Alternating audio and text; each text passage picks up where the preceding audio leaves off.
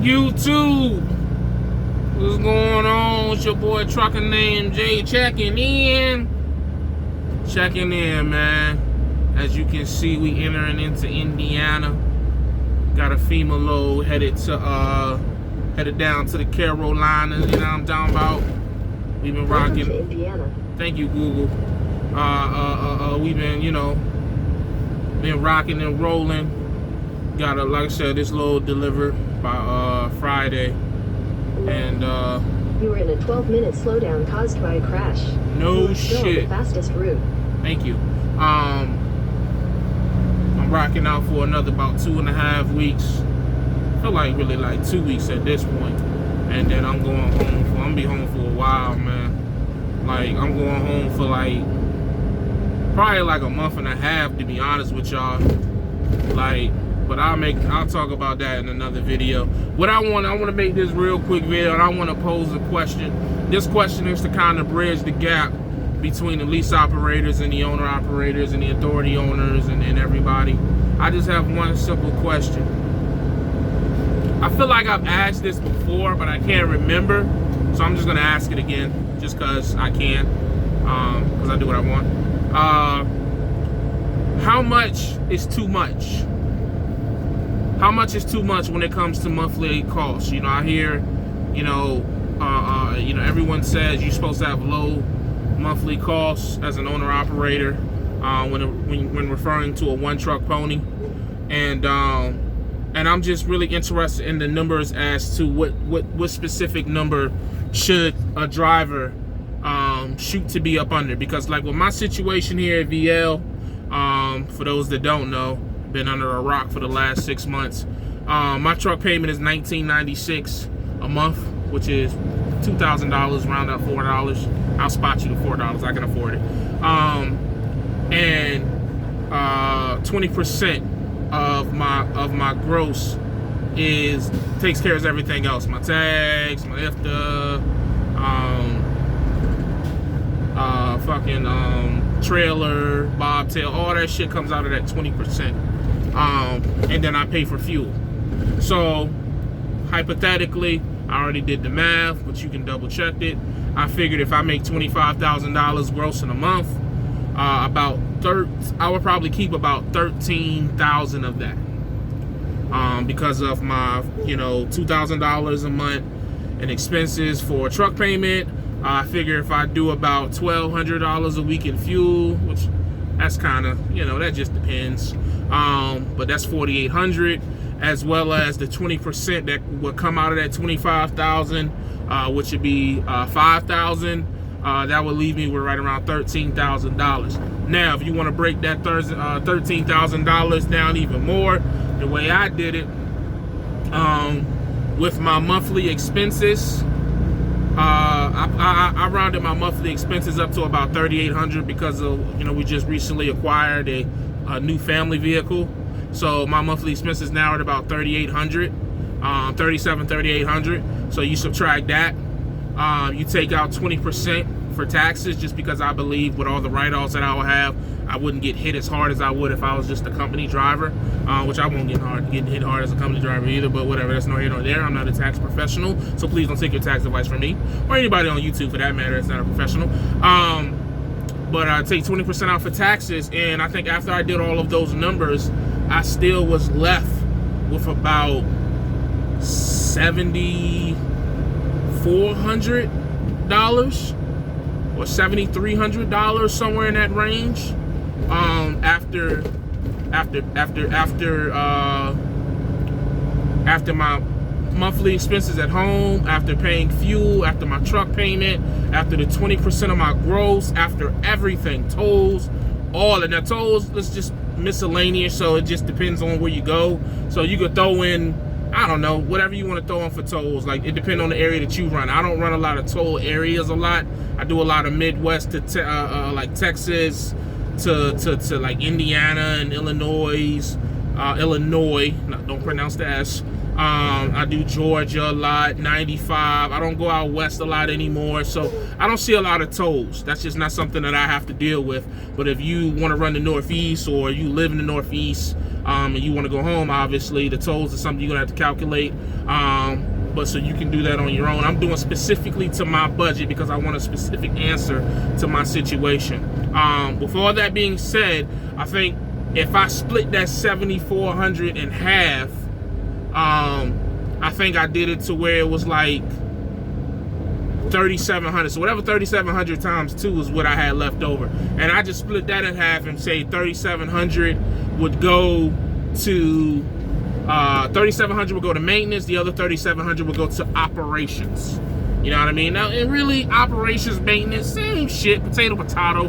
Depends on how you run your business, but it's kind of the same shit. You know what I mean? Operations could be, I don't know, whatever the fuck you want it to be. It's your business. Do what you want. But, you know, maintenance, self-explanatory.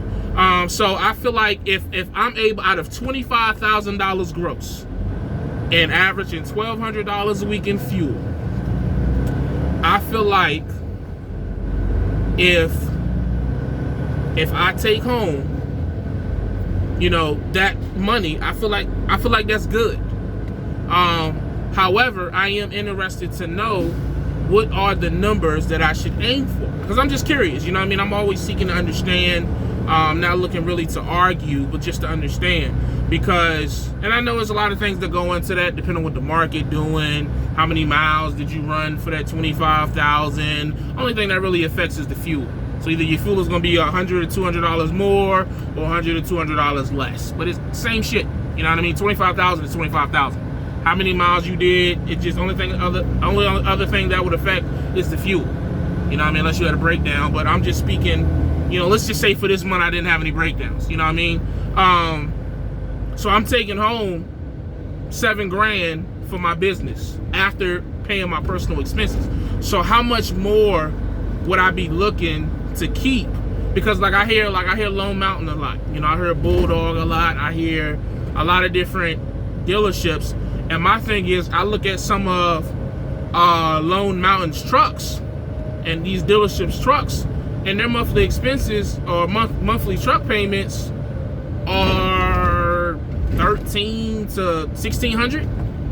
And you know, for me, that's only, I shouldn't say that's only because that sounds cocky and I don't want to be cocky.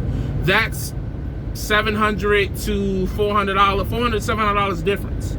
And to me, I just don't think that's a huge difference. Now, where I could see the big difference being is where I'm restricted to VL at the 80%, where if I had more a truck that was, you know, independently mine from the carrier, that I could go to a carrier with a 90% or 88%, or, you know, but at the same time, you know, it's a trade-in because you got more that you'll probably have to pay, you know, rent a trailer or whatever. But some people say it's worth it.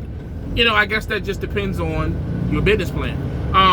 But that's what I'm curious to. I would really like to know, you know, for those that like to write paragraphs in my comment section, what is too much? How much cheaper? Obviously, if I get a truck cash, that's self-explanatory. But when we're talking about going to the dealership or financing through a bank, credit union, or whatever institution you choose to use, how much cheaper can you get than what my current situation is? You know what I mean? Because as far as I can tell, I seem to be doing okay. Because I mean, what I say, 25,000 is only $6,250. Which, you know, of course, right now with the market, that's easy. Like, you know, again, not being cocky, it just is. Everybody's making that. You know, now, granted, with the market, can go up, down. It depends, but I mean, right now, I'm looking at it. I'm at a $7,000 to the plus. So let's say it's a drastic, something shifts drastically with the market, and you know that goes down by a couple thousand. I could still be at 4,000.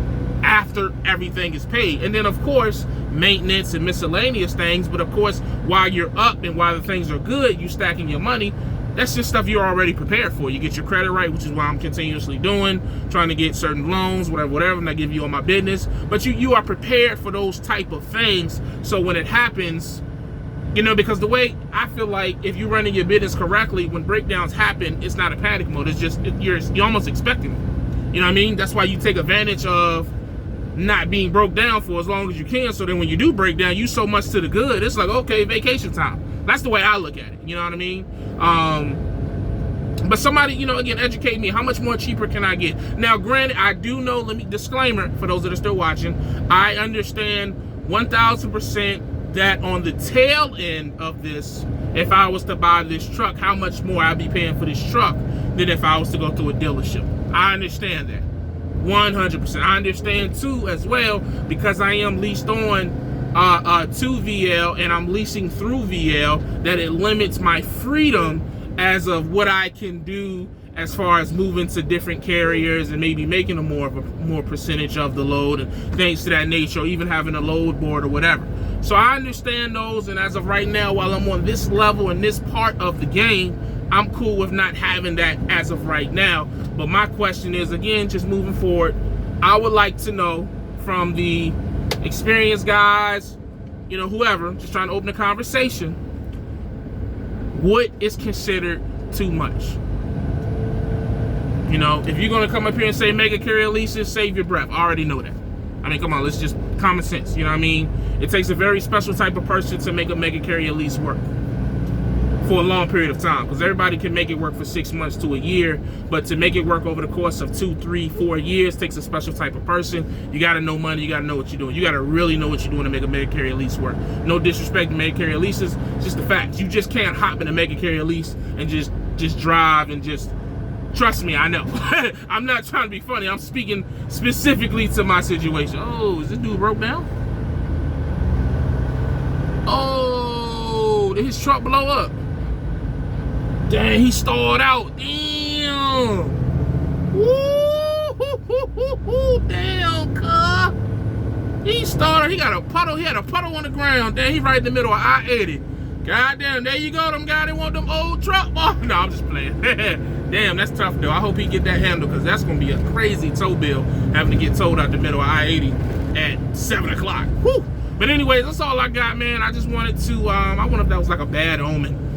Talking about, you know, lowering my expenses by getting a cheaper truck and then seeing a cheap truck in the middle of I-80. I wonder, look at God. But anyways, I just wanted to know, man, please leave whatever information you can leave. Hit me up. If you want to just hit me up one-on-one, you already know the email, ATruckerNamedJay@yahoo.com. Hit me up on Instagram, Facebook. I am back on all my social media platforms. Not in heavy posting mode, but I am up there and watching. So if you want to hit me up in the inbox, I'll definitely respond there. And yeah, man, that's all I got as always. You already know what it is, man. Stay safe, stay positive, stay productive. God, family, trucking, man. I'll check you next time. Remember, every day is another step closer to where you want to be in life. So keep pushing, because you already know I am, man. I'm gone.